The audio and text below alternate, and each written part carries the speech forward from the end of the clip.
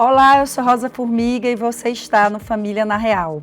Esse podcast é voltado às relações familiares e afetivas, seja no contexto jurídico ou psicológico. Se esses temas te interessam, pode entrar para o nosso bate-papo e já pega sua xícara de café.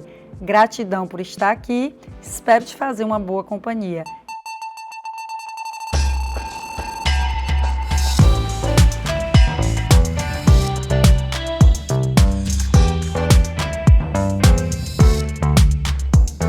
Hoje é dia de falar de pensão alimentícia, não é? Exatamente. Sejam muito bem-vindas e bem-vindas. Eu e Isabela, a gente vai dar início a uma sequência de lives em nosso perfil. E hoje a gente vai, dar um start com um tema que é super importante e recorrente em nossa prática, não é, Isabela? Isso. Que é pensão alimentícia. E a gente vem aí com uma pegada diferente, que é saindo um pouco desse binômio necessidade-possibilidade que todo mundo fala, para a gente saber mensurar a pensão alimentícia. Então, essa mensuração que a gente quer dizer é uma forma o mais aproximada possível da pensão de quem quer receber e de quem vai pagar. Porque, Isabela, todas as pessoas que chegam na defensoria, e aqui a gente quer analisar sob o ponto de vista de quem quer pedir e de quem quer também pagar, porque muitas vezes você e eu estamos pelo lado do alimentante. Isso. E sempre na pensão, aquele que recebe está insatisfeito, sempre vai achar pouco, porque Isso. de fato as necessidades, e aqui a gente vai considerar a pensão para criança e adolescente. Se a gente tiver um tempo maior, a gente dá uma pincelada aí na pensão do cônjuge, né? Na nossa mentoria, geralmente a gente trata sobre todas as pensões, mas hoje seria impossível. Então, a gente quer falar das principais, que é aí criança e adolescente e cônjuge, e companheiro. Então, a gente sempre ouve as mamães que representam os filhos menores, geralmente que recebem a pensão, dizendo, olha, essa pensão está pouca, as necessidades da criança são muitas. E o pai, por outro lado, aquele que paga a pensão, o alimentando, no alimentante, ele sempre está reclamando, doutor, eu não posso pagar, tenho muitos gastos, tenho outros filhos, e aí a gente fica naquele impasse. Como fazer, Isabela, para a gente mensurar da forma mais satisfatória, vamos dizer assim, e que as partes cheguem a um denominador, pelo menos fiquem um pouco satisfeitas, e o principal, atenda às necessidades da criança, que é quem a gente quer ali garantir o sustento. Isso mesmo, Rosa. Então, olhando para a necessidade dessa criança e adolescente que chega até o escritório de advocacia através, geralmente, e na maioria das vezes, ou da mãe ou do pai, que estão em um processo de divórcio, isso é o que acontece normalmente, mas lembrando que pode ser também um caso em que estes pais sequer tiveram um relacionamento afetivo, foi um relacionamento esporádico. Existem várias maneiras de você constituir essa família chamada família parental, que é esta família que envolve esse estado de filiação, o estado dos filhos para com os pais e dos pais para com os filhos dentro desta paternidade responsável, independente do status civil que este pai ou essa mãe tenham. Então, quem procura a gente no escritório não vai ser a criança ou adolescente, porque são menores de idade e precisam ser representados ou assistidos na forma da lei. Então, aqui no Instagram, como toda pessoa da sociedade nos segue, não só advogados e advogadas e pessoas do direito, é importante a gente mostrar desde esse primeiro atendimento, Rosa. E a gente sempre frisa na nossa mentoria, a maestria da advocacia familiarista, que é um atendimento em direito de família que precisa ser bastante empático, precisa ter uma escutativa muito forte, precisa alinhar essas expectativas dentro da realidade que, se entrar no judiciário, é uma realidade que dói no coração, mexe com o bolso, porque a entrega não é imediata. A gente precisa deixar o cliente, e principalmente esse que está esperando o que é mais urgente na vida dele e do seu filho, ali ele pedindo para o filho. E também existe aquele atendimento, Rosa, que chega até o escritório, isso em menor proporção, no qual o próprio pai vem para ofertar. Ele que entra com a oferta de alimentos, ou seja, o pai, por exemplo, que sai da situação do lar, está separado de fato, por exemplo, e aí ele ingressa com uma ação de oferta de alimentos. Então, existem maneiras de procurar resolver essa situação de pensão alimentícia. A gente tem uma cultura de litígio muito forte no nosso país e que nem sempre aquela tentativa de acordo que é fora do Poder Judiciário e muito estimulada por nós dá certo, e quando não dá certo, realmente a via é o Poder Judiciário. É isso que a nossa lei ordena, não dá para resolver em outro lugar a não ser o Poder Judiciário quando as partes estão em litígio. Isabelle, a gente vê a importância, você tocou num ponto importante, a gente sempre frisa a questão do atendimento. E por quê? Porque no atendimento, especialmente na área de família, da nossa área, que é ali permeada por sentimentos, emoções, todas as pessoas que nos procuram, ou elas sofreram um divórcio, uma dissolução de união estável, ou elas estão lutando pela guarda, ou elas estão num processo de separação, ou elas estão sofrendo violência doméstica. Então, esse atendimento, ele é importante, não só pela acolhida, pela empatia, pela necessidade que nós temos de criar um vínculo com aquele cliente, com aquele constituinte, para que a gente conheça melhor a situação e possa orientá-lo melhor, como, claro, para trazer um conforto, uma credibilidade no nosso trabalho. Então, muitas vezes, Isabela, as pessoas entram na minha sala, elas saem muito mais confortáveis, elas saem muito mais aliviadas, a palavra é essa. Porque, apesar de estar passando por um momento difícil, elas têm aquele conforto de que, pelo menos, vão fazer valer o direito dos seus filhos ou os seus direitos. E aí, é importante também esse atendimento pela questão dos documentos. A partir do momento que a gente conhece a situação daquela criança, daquele adolescente, daquele cônjuge, companheiro que necessita da pensão, a gente poderá trazer essa orientação melhor. E aí a Isabela tocou num ponto sobre a questão dos requisitos. Quando é que a gente pode pedir a pensão? Fale um pouco para a gente, Isabela, desses requisitos aí, que são aqueles que trazem o fundamento para se pagar a pensão, seja ele criança, adolescente, seja cônjuge ou companheiro. Exatamente, Rosa. Então, advém de uma relação que pode ser, como você disse, de parentalidade, normalmente pais e filhos, mas lembrando também que, por exemplo, irmãos podem pedir alimentos entre si, só não é o normal e o comum, mas parentes na forma geral.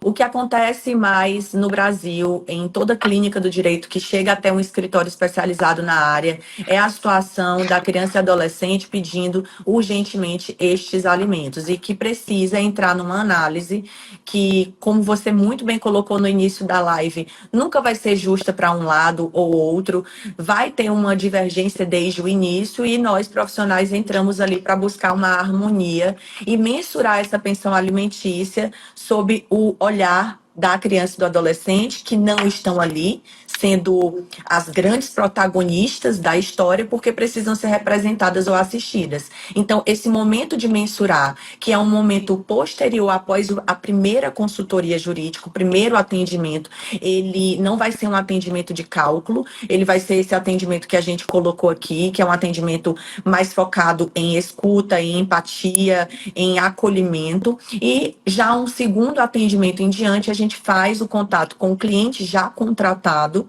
através ali da proposta de honorários, aí sim buscar primeiramente a pacificação desse conflito no extrajudicial e assim um advogado colaborativo vai fazer o contato, se já tiver um advogado da outra parte, se o cliente já te procurar nessa situação em que o outro já constitui. E existem casos também em que os clientes, eles estão nesse processo de separação, mas possuem um mínimo de harmonia e querem tentar ali ainda numa primeira sessão conjuntamente.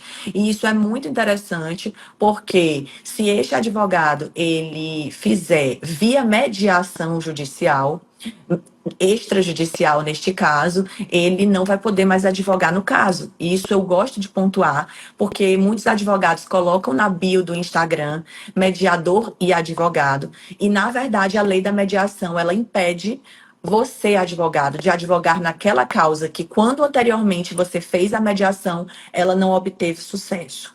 Então, mediação, mediador é uma coisa e advogado é outra. Eu gosto de dizer que eu sou uma advogada colaborativa. Aí sim, eu pratico a minha advocacia com habilidades que vêm da mediação, do sistêmico, das práticas colaborativas e outras tantas. Mas ainda falando dos requisitos essenciais para entrar com esses pedidos de pensão alimentícia, Rosa, o primeiro é o parentesco ou a relação de conjugalidade ou convivência, que é a união estável. O outro requisito é a necessidade deste que pede alimentos, e aqui a gente foca bastante na criança, então a criança de 3 anos de idade que está pedindo alimentos, quais são as necessidades dela? As necessidades básicas dessa criança, independente de status social, são indiscutivelmente urgentes, as necessidades básicas. E o que vem de diferente em cada história de vida contada ao Poder Judiciário ou numa tentativa extrajudicial é o quê?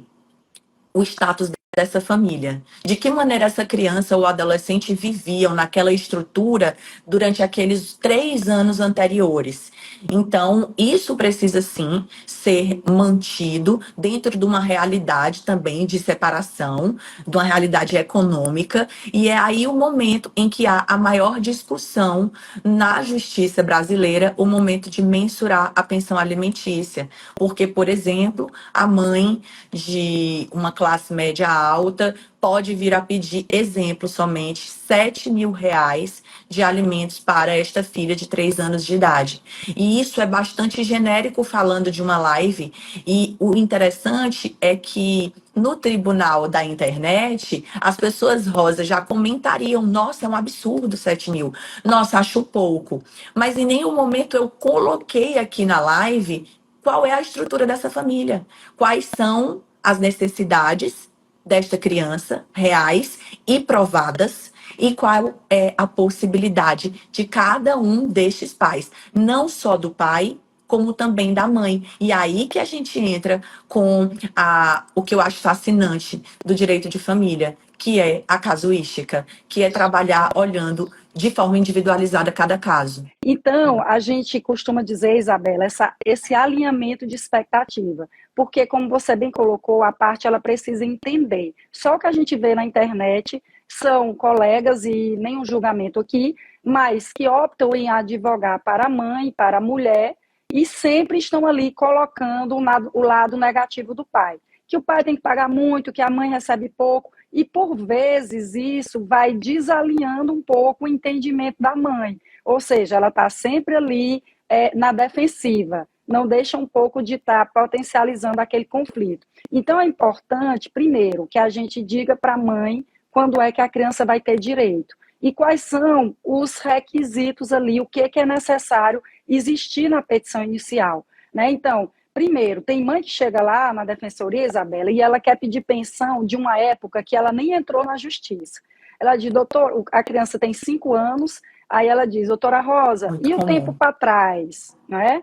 Então, elas não entendem ali que é preciso ter uma decisão judicial para que haja a fixação da pensão. Ou seja, se ela teve um rompimento do relacionamento, seja divórcio ou união estável, e ela não entrou logo pedindo a pensão, muitas vezes elas conversam com o pai, elas ficam recebendo ali de maneira informal, através de uma conversa, e aí o que acontece? O pai para de pagar a pensão. Ele começa a depositar em dias que ele quer, valores que ele quer, da forma que ele quer. Então ela acha que porque ela já vinha recebendo a pensão, ela tem direito ali a exigir aquela pensão. Né? Então a gente precisa alinhar, olha, orientar o cliente dessa forma. Nós vamos entrar com o pedido de pensão alimentícia agora, que pode ser judicialmente, que pode ser através de um acordo, que pode ser somente a ação de alimentos, que pode ser cumulada com guarda, que pode ser cumulada com direito de convivência, que pode ser cumulada com a dissolução de união estável, que pode ser cumulada com a ação de divórcio, que nós sabemos que são ações mais amplas e que podem conter, né, esses outros pontos. E aí vem a importância desse diálogo com o nosso constituinte cliente, não é isso, Isabela? Se é conveniente essa acumulação ou não.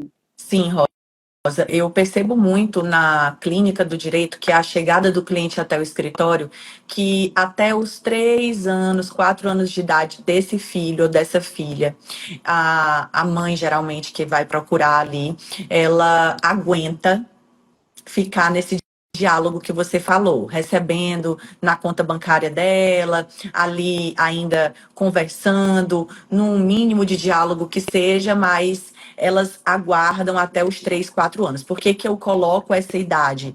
É porque, pelo que eu percebo, porque geralmente também é a idade em que a criança entra obrigatoriamente na escola. E quando a gente vem mensurar aqui na pensão alimentícia o valor de uma escola privada, aí isso já bate no bolso e essa mãe, mesmo a que trabalha, ela já não consegue suportar sozinha. Então, comumente escutamos em mesas, em almoços de família, e isso é muito comum na nossa sociedade, uma mãe dessas dizendo: ah, não, eu trabalho, eu não quero mais pedir nada para ele, eu vou sustentar meu filho sozinha e minha filha sozinha, por exemplo. Mas aí, quando bate essa idade, que é a idade escolar, que não é só a escola em si tradicional, mas também vem uma educação de inglês, aí entra também o judô, a natação, o balé, isso Material. tudo já entra nessa conta que se torna muito pesada para uma realidade de sociedade brasileira. Então, nós não somos uma nação de grandes herdeiros e somos um país onde todo mundo tem que trabalhar para sobreviver e ter um bem-estar social. E esse bem-estar começa dentro da família e essa criança que vai se desenvolver precisa destes alimentos muito bem calculados, então, para que chegue na casa dela, e alimento não é só o de comer, para que chegue na casa dela de forma justa e equilibrada. Aqui eu estou sempre falando a palavra normalmente, geralmente, Rosa, porque geralmente a mãe está pedindo alimentos representando o filho ou a filha menor. E isso é o que acontece normalmente no nosso país e nós vemos uma inércia do pai. Hoje mesmo estava numa reunião e foi comentado novamente que só aumenta no Brasil o número de registro civil de crianças sem o nome do pai.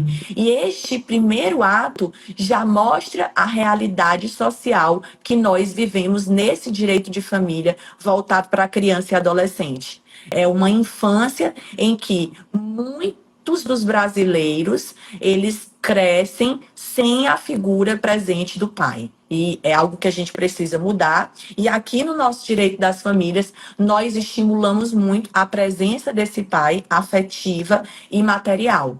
Inclusive, existe abandono afetivo e existe abandono material, este sendo crime no Brasil. Isabela, a gente, antes de adentrar na questão da petição inicial, que já é aí uma possibilidade de judicializar, já é concretamente se falando em judicializar, muitas vezes você vê essa situação que você colocou de um conflito, e quase sempre existe, entre esse pai e essa mãe, que tiveram uma dissolução, né, uma ruptura de um relacionamento, e não se resolvem, não conversam, o que afeta diretamente a criança.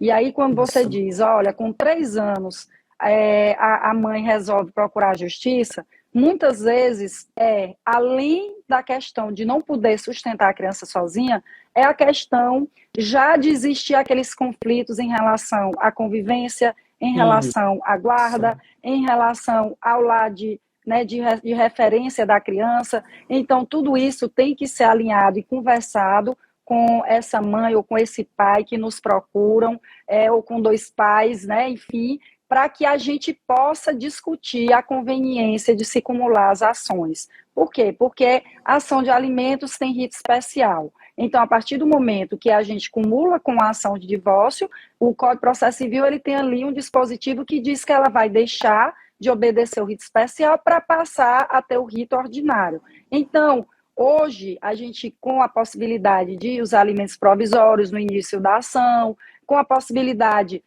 da fixação ou do acolhimento do divórcio liminar no início da ação, pode ser que seja uma opção boa. Então, você tem que discutir ali com as partes a questão da partilha, a questão de quantos bens, se isso vai atrapalhar o processo. tudo isso é importante e é importantíssimo que a gente colha essas informações logo no início.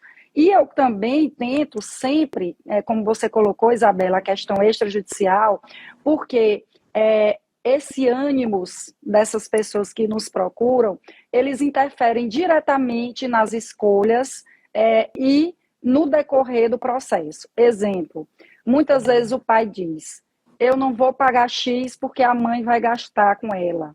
A mãe vai gastar na farra com as amigas, Direto. a mãe vai gastar... Então, assim, Acontece quando você direto. vai ver o valor da pensão, que é até objeto de meme todo dia na internet, quando você vai ver, é míseros R$ 300. Mas sabe por que ele diz isso? Não é porque ele acha que ela vai gastar o dinheiro, porque é óbvio que ele sabe que R$ 300 ela não vai fazer, ela não vai nem uma tarde no salão, talvez, mesmo que seja uma pessoa vulnerável economicamente. Mas é porque ele quer afetá-la de qualquer forma. Então, esse espírito desses dois que saíram da relação, nós temos um papel muito importante. Você que mencionou a questão do advogado colaborativo, eu também tenho muito esse viés. Eu passo horas conversando com o meu constituinte e quase sempre a gente consegue um pouco acalmar os ânimos, né?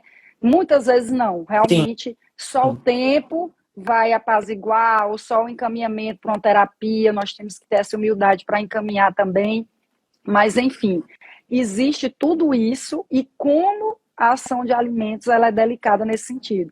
Porque uma pessoa que vai nos procurar para pedir pensão, sempre existem muitas outras coisas envolvidas, e não somente a pensão. Então, se elas resolverem judicializar, e aí nós vamos conversar agora, Isabela, sobre pontos importantes para a gente mensurar da forma mais justa possível essa pensão, alinhando expectativas, como você disse, não é porque o pai é um jogador de futebol, como o Neymar, que ganha não sei quantos mil reais, que ele tem que pagar uma pensão de não sei quantos mil reais, milhões de reais. Nós temos até jurisprudência que fala que até poderia ser, mas que fosse colocado, por exemplo, numa aplicação, né, e não para a necessidade da criança. Então, vamos conversar aqui sobre o que nós entendemos de importante na petição inicial. Isabela, eu já queria aproveitar aqui essa pausa para a gente explicar melhor como é que funciona a mentoria, né? Nesse aspecto, a gente dá uma aula bastante prática, né, na mentoria, e a Isabela, que deu a aula de alimentos, fale um pouco como é que foi sua aula, como é que foi sua experiência aqui para os nossos seguidores, rapidinho, para a gente continuar o nosso bate-papo. Eu lembro até, Rosa, do nome da aula que eu gostei bastante, que nós criamos, como fazer uma ação de alimentos de sucesso. E, na verdade, esse sucesso depende de cada ponto que é da existência e do ter. É o ser e o ter que está dentro desse Código Civil que rege todos nós, cidadãos comuns. E quando o cliente nos procura, ele não pode ser mais um comum. Ele está ali querendo um atendimento totalmente especializado e buscando o melhor de você para cuidar desta causa, esta, no caso, sendo a ação de alimentos. Então, Rosa, para uma ação de alimentos dessa, e a inicial, no caso, ela ter um sucesso de recebimento e que ela seja realmente bem atendida de pronto, como, por exemplo, que aqueles alimentos provisórios sejam dados no patamar que você está pedindo ali na inicial. Primeiro de tudo, eu estou aqui visualizando essa peça. Esteticamente falando, a gente costuma ver muita peça jurídica hoje em dia com muito negrito, com marca-texto amarelo, com QR Code demais. Por quê? Porque o advogado leu no pós-pandemia que o design, ele também influencia. Só que qual é o problema? O advogado fazer isso de forma desmedida. E assim, aquela petição inicial que ele pensa estar entregando com uma estética bacana e melhor do que aquela tradicional, ela não vem assim. E isso já está em estatística. Os juízes não gostam de ler peças nem assim e nem nas tradicionais demais. O meio termo. E aí a gente está falando do básico bem feito esteticamente. Você não precisa dominar todas as técnicas de legal design. Mas alguns ícones, essa tabela de despesa bem colocada, com o design ali do Word mesmo, sabendo dominar pequenas ferramentas do Word, fazendo anotações de jurisprudência muito bem destacadas, já colocando uma logo do STJ quando ela vem do STJ.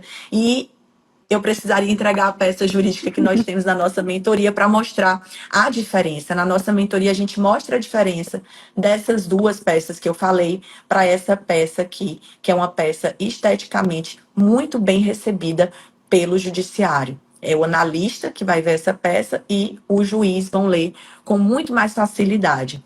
E depois dessa estética, maior do que essa estética é o conteúdo, é o que tem dentro. E aí é o momento de você mostrar que você é um advogado expert naquele assunto. E aqui a gente está tratando de planilha de gastos.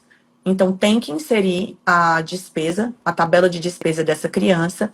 E você falou sobre o pai que não aceita pagar para a mãe porque diz que a mãe vai usar aquele dinheiro para ela. Isso é muito comum também da gente escutar de clientes nossos e da outra parte também, isso é comum da sociedade brasileira que tem como comum a cultura do litígio e vai perpetuar, infelizmente, nos filhos uma batalha que, coitados, eles não têm nada a ver diretamente com o fim do casamento. Não podemos colocar a culpa nos filhos pelo fim do casamento.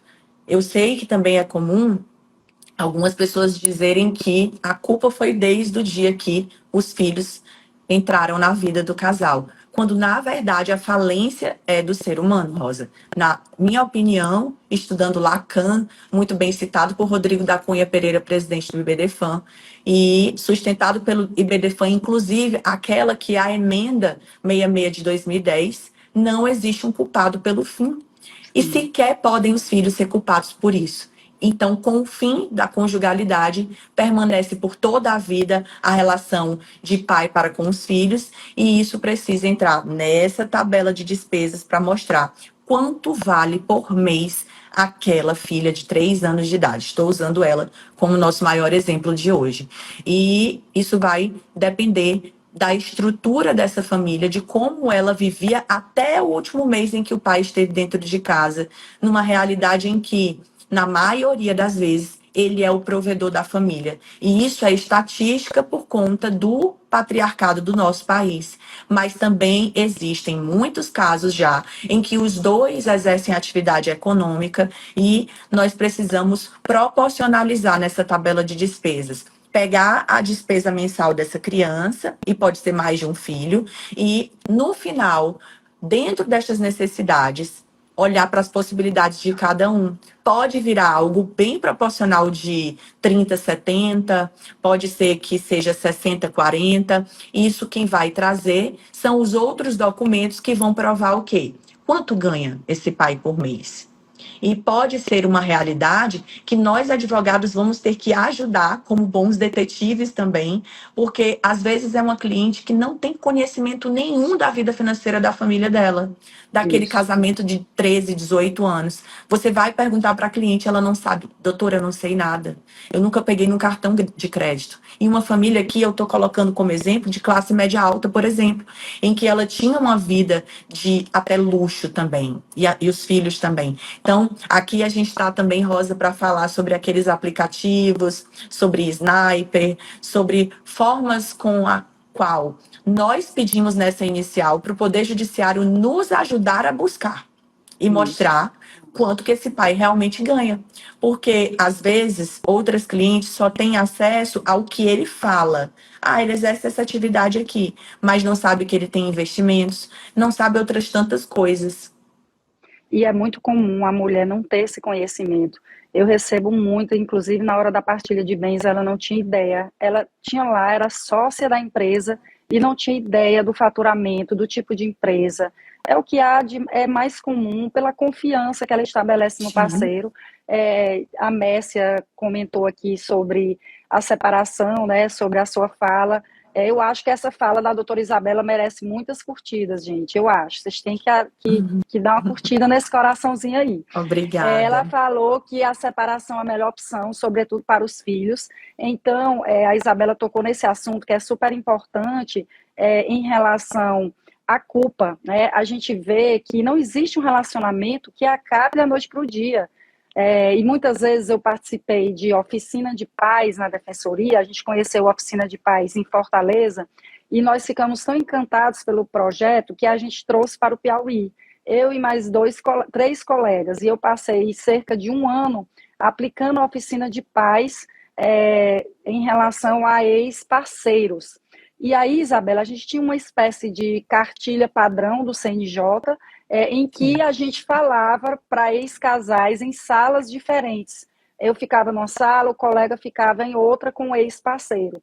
E aí a gente via muito forte essa questão de que, às vezes, a própria criança, ela traz essa culpa para ela. Sim. Ela fica tão traumatizada, ela fica ali no meio dessas brigas, dessa relação doentia patológica, que ela passa, às vezes, a ter sintomas físicos que podem afetar tanto o agora, o presente, como no futuro.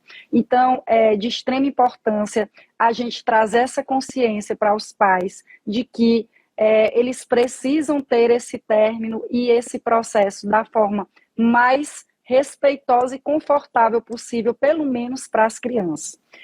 Dito isso, Isabela, você tocou aí na questão agora da planilha de cálculos.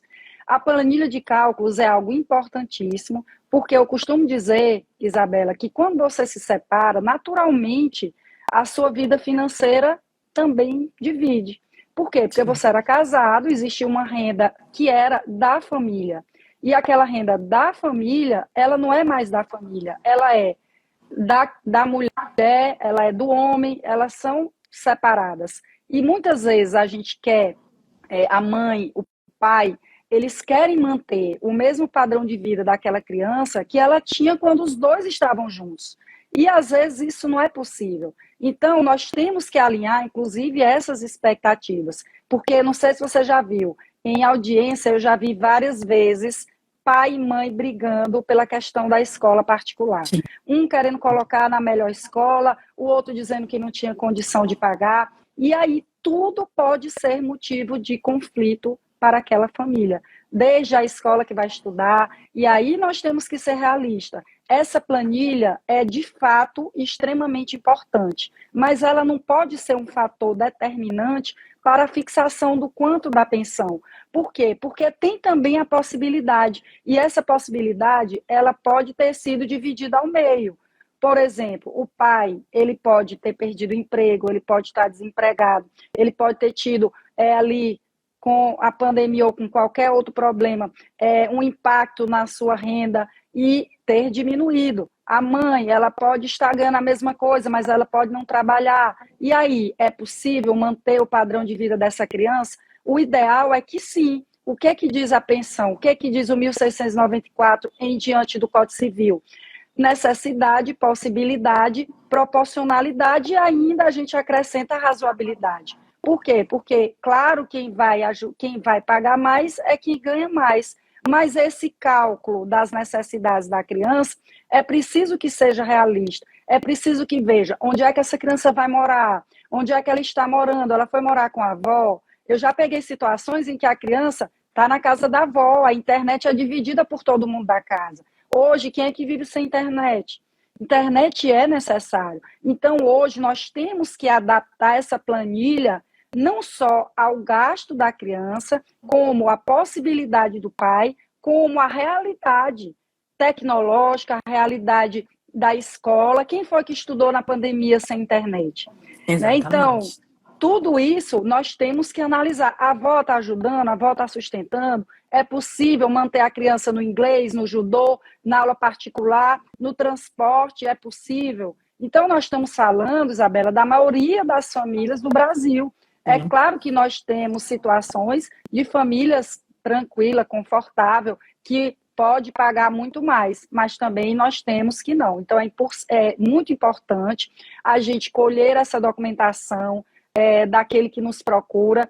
No exemplo aqui, Isabela falou sobre a mãe que está representando a criança, pegar a relação de parentesco, provar ali no processo para que a gente já consiga os alimentos provisórios, tentar indicar o local de trabalho do pai. Como Isabela falou, o que é mais difícil hoje? Qual é o ponto mais é crucial na ação de alimentos. Os rendimentos do pai.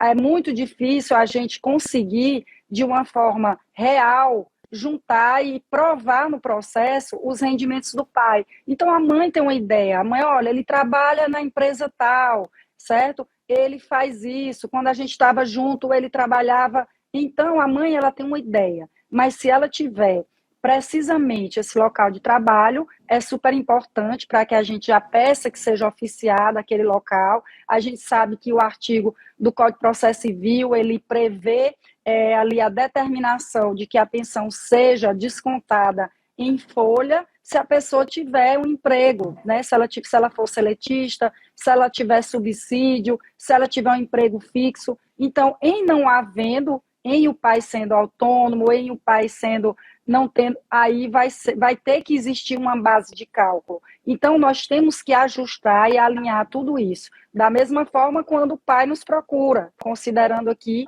que seja o pai o que paga a pensão. Ao tempo em que você estava falando, eu estava me imaginando em vários atendimentos do escritório e o quanto essa planilha de gastos ela vai permeando um atendimento que é tão complexo que eu lembro o porquê de você fazer direito de família, se você realmente quer o direito de família, porque é muito desafiadora esta área.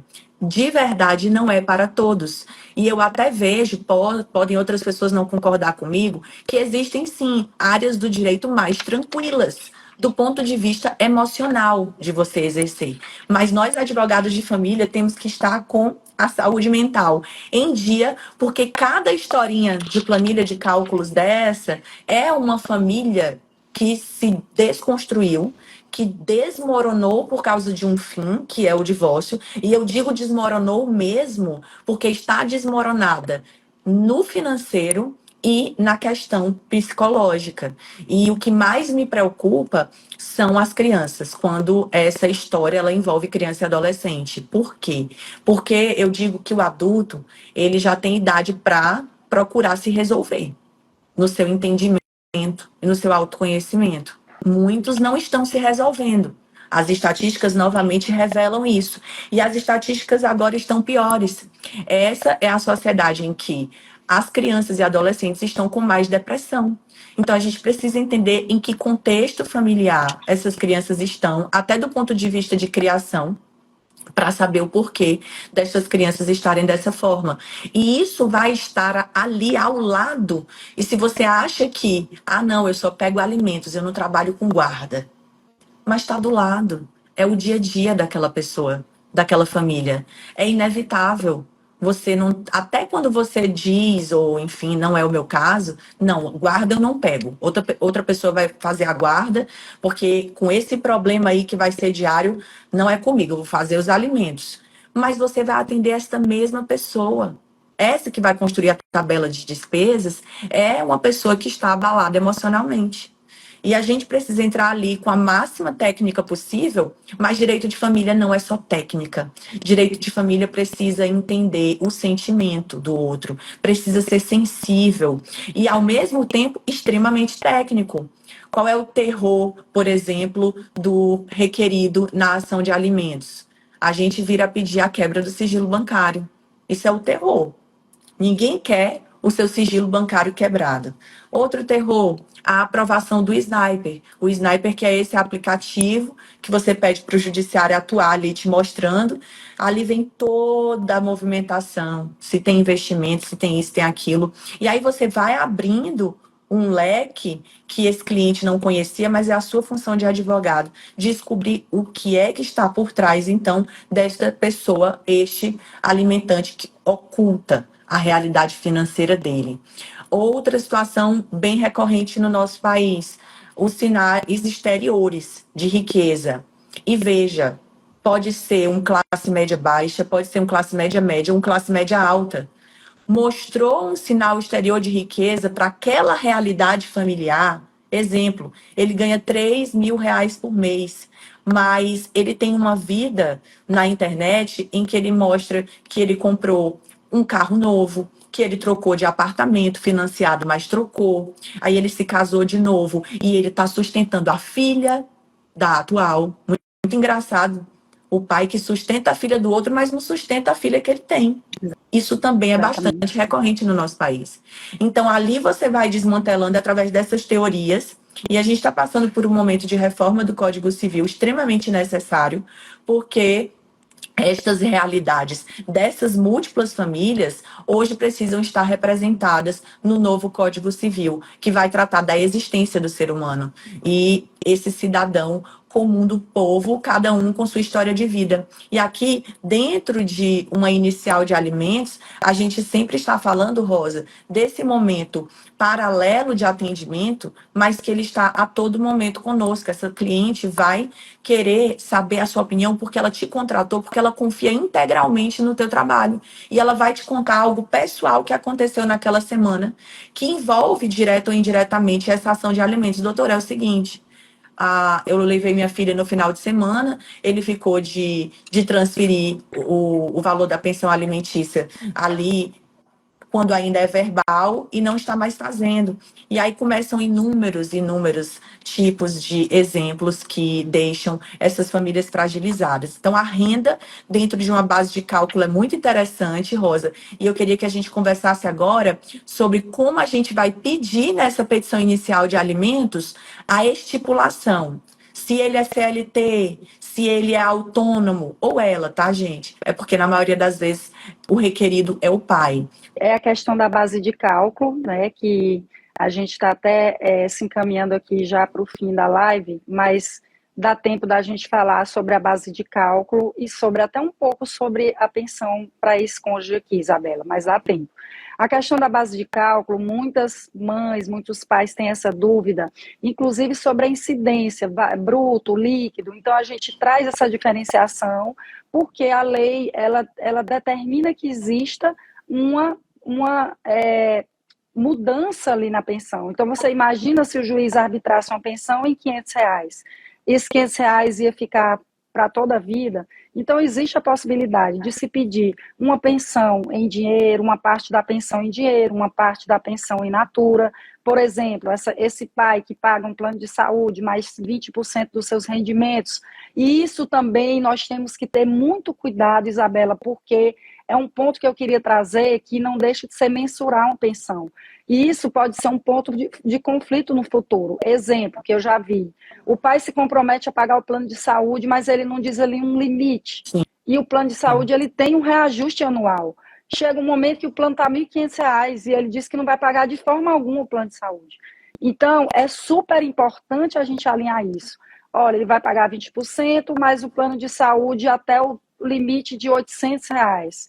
Passou de R$ 800, vamos rever essas cláusulas, vamos discutir, vamos dividir o que sobrar, o restante. Então, é muito perigosa essa mensuração através somente de in natura. Por que eu toquei nisso? Muitos pais, quando estão chateados com as mães, que eles têm esse discurso de que a mãe não está usando a pensão para o filho, eles têm essa de querer pagar tudo in natura, né?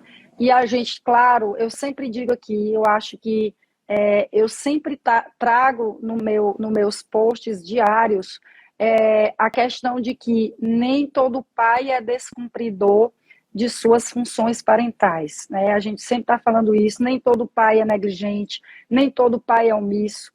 Pelo contrário, eu conheço muitos pais que choram na minha frente, querendo cumprir o seu dever de pai, querendo sustentar o filho. E nem toda mãe, ela também usa o filho como moeda de troca, nem toda mãe é uma mãe alienadora. Então, cada caso é um caso. Eu sempre digo isso, e eu também, na defensoria, todos os dias eu tenho essa prova, porque eu tenho que estar por ambos os lados. Minha função institucional, ora eu estou pela mãe, ora eu estou pelo pai, ora eu estou pelos dois num acordo que ambos concordam. Então, é importante que a gente alinhe isso, porque essa mensuração ela tem que ser muito bem pensada para evitar também conflitos futuros. Então, petição inicial, documentação, rendimentos do pai, alinhar os gastos da criança, alinhar a base de cálculo, como Isabela colocou, seletista, servidor público, militar, tem que ser ali sobre os rendimentos, excluídos apenas os descontos obrigatórios. Eu vejo muito colega em audiência fazendo esse cálculo errado. Muitas vezes você pega o contra-cheque do cidadão, tem 10 empréstimos. Ele quer que a pensão incida sobre os empréstimos. Não pode, está lá. Tem que excluir somente 2 parcelas obrigatórias: imposto de renda e previdência.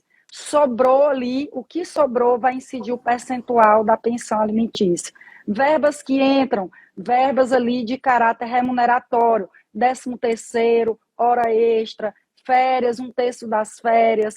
Então, servidor público, seletista, tem que ser sobre os rendimentos. Inclusive, tem ali situações na audiência que o pai ele é seletista e ele não quer que a pensão incida e ele quer que seja sobre o salário mínimo. Na hora eu falo para a juíza, olha, o artigo 523, salvo engano, é 27, do Código de Processo Civil, diz lá que em caso de seletista, é sobre os rendimentos excetuados as parcelas obrigatórias. Nós temos que fazer valer esse direito, porque a criança ela tem que receber sobre todas as parcelas que o alimentante recebe. 13º, como eu já citei, etc. Por outro lado, se ele é um autônomo, se ele é uma pessoa que está desempregada, nada disso vai eximir de sustentar. E isso também a gente tem que alinhar, porque muitas vezes pais chegam à nossa consulta achando que o desemprego vai eximi-lo de pagar a pensão. E não vai eximir de pagar a pensão. Então é aquela história, te vira nos 30. Já fez, já agora tem que sustentar. É filho, né? Para isso que existe o planejamento familiar. Eu tento, de uma forma muito respeitosa também, trazer essa consciência, sabe, Isabela? Porque parece que quanto menos as famílias podem sustentar seus filhos, mais elas estão tendo filhos. E isso a gente também tem que trazer o profissional, porque eu vejo, infelizmente, eu vejo situações de mães que têm 6 filhos, que têm 5 filhos, e elas passam uma vida buscando quem é o pai da criança, buscando a pensão alimentícia, quando poderiam ter, né, se feito um planejamento melhor. E a questão das ferramentas. Que bom que hoje, a cada dia, nós temos o maior número de ferramentas a favor do juiz, a favor das partes, para se comprovar as rendas ou os rendimentos do alimentante. Isabela falou alguma, mas nós temos declaração do imposto de renda, nós temos a possibilidade do Sisbajude, do Infojude e do RAIS trabalhador, a questão quando a execução de alimentos, bloqueio de contas, teimosinha, todo dia é uma novidade. Todo dia. Até empresas privadas como iFood, como conta de Netflix, como tudo hoje é possível que a gente tente aí coagir o pai a pagar a pensão atrasada, bem como descobrir a renda dele, né, que é o famoso que ostenta nas redes sociais e chora no processo. É verdade. Rosa, acredito que a gente já falou da acumulação de ações brevemente. Você quer falar ou a gente prossegue aqui para a parte de cônjuge? Vamos prosseguir, Isabela, que a gente já falou que, né, que tem a ver com a conveniência, acho que já foi suficiente. Vou até pedir para quem está aqui conosco na live, para vocês curtirem nesse coraçãozinho, para vocês enviarem para os amigos. E se a gente atingir o número de expectativa aqui dessa live, a gente vai enviar um presente aí para vocês, que é muito bom. E tem a ver com o que eu e a Rosa temos em comum, que é a nossa maestria da advocacia familiarista, a nossa mentoria. Bem, falando de cônjuge, Rosa, alimentos para cônjuge, maior polêmica que existe. É um assunto que as pessoas gostam bastante de discutir aqui na internet. A maioria das pessoas, elas têm estes relacionamentos da conjugalidade ou da convivência. E no Brasil, o que impera é a família da informalidade. Então, no Brasil, a maioria das pessoas está numa união estável, mas o casamento não deixou de existir e hoje é importante que todos saibam que casamento e união estável, eles têm o mesmo patamar de entrega de direitos, são iguais em termos de direitos de família, só muda mesmo o estilo de viver esse afeto. A união estável, ela reina na informalidade e o casamento precisa passar por aquela formalidade que é o casamento é civil no Brasil. E aí, quando esse casamento termina, Rosa, que pode ser ou pela morte ou pelo divórcio, quando do divórcio, algumas realidades desse divórcio mostram que existe um dos cônjuges que está numa situação até de penúria, de vulnerabilidade, de total abstinência financeira e precisa entrar nessa questão da pensão alimentícia, avaliar se é um caso em que vai pedir pensão alimentícia como ex-mulher ou ex-marido. Mais comum a mulher pedir alimentos para o seu ex no Brasil, por conta, de novo, do sistema patriarcal, num período de décadas que a gente vem com o homem sendo provedor da família, já está mudando, mas ainda existe essa realidade de homem provedor e mulheres nestas condições. Inclusive com redação de Enem, mostrando também aquela questão da mulher que no combinado daquele casamento, passa o casamento inteiro, 20 anos de casamento sendo do lar, cuidando dos filhos, enquanto o marido vai investir na profissão e ganha, por exemplo, muito sucesso profissional. E ele é o grande provedor.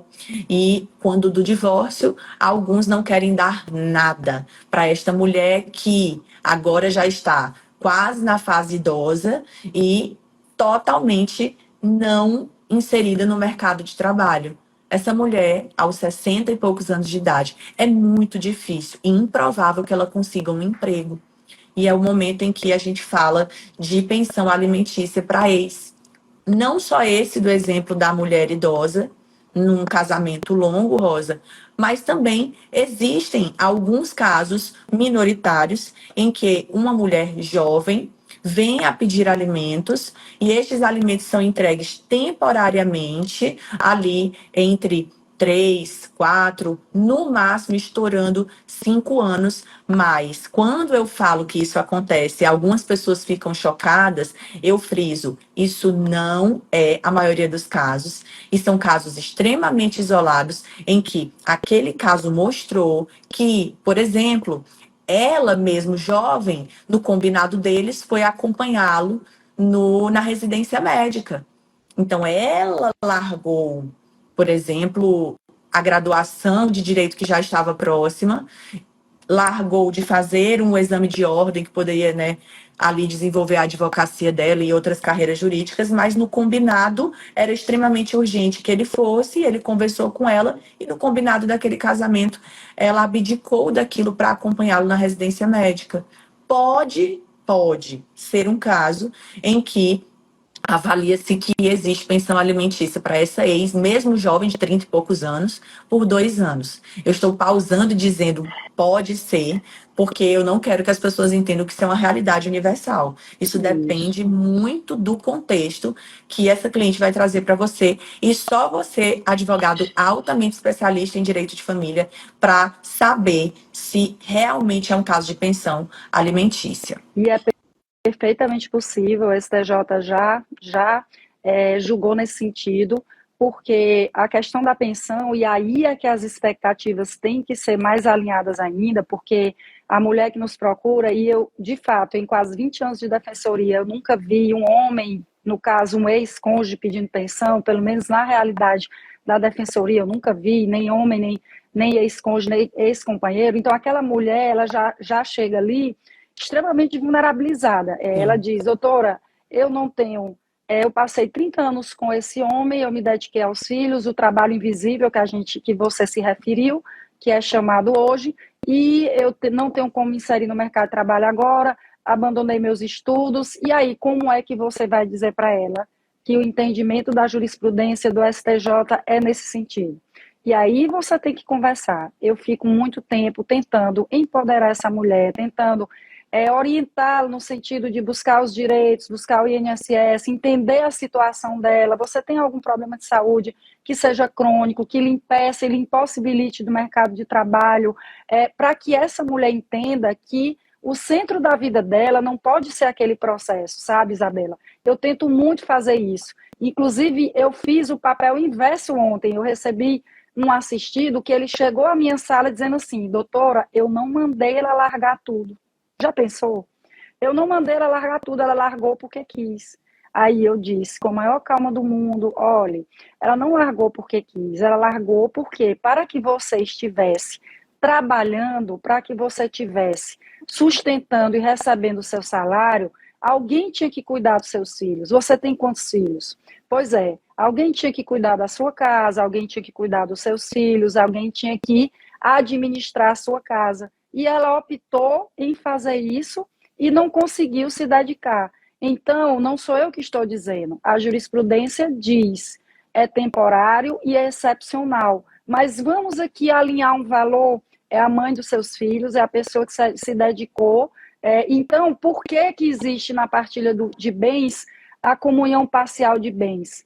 Porque existe uma presunção absoluta de esforço comum. Eu sempre trago essa analogia para a questão da pensão. É mais ou menos o mesmo espírito. Então, trabalhar não é o trabalho só fora de casa. Tem coisa que dê mais trabalho do que estar em casa, cuidando dos filhos, educando os filhos. Por que ao final da relação, as mães têm receio até da convivência do pai com a criança? Porque esse pai nunca dormiu com a criança. Esse pai nunca deu um remédio para a criança. A realidade é essa. É claro, nós sempre estamos colocando, existem exceções. Óbvio que existe. E graças a Deus os pais participam muito mais hoje. Temos situações inversas de pais que ficam em casa e mães que trabalham. Mas, enfim, essas orientações do advogado maestro, Isabela, são fundamentais num caso de cônjuge.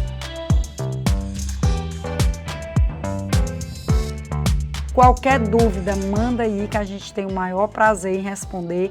Já estão chegando muitas perguntas em todos os episódios. A gente tem tentado responder todas. Se a gente não responder pelo YouTube, pode ir lá no Instagram, que a gente vê mais, a gente tem olhado mais por conta de a gente ter que postar lá, estar postando todos os dias.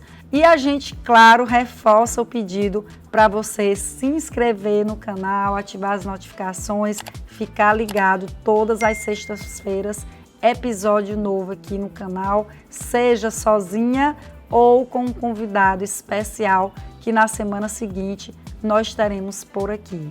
Agradeço a sua escuta e até a próxima.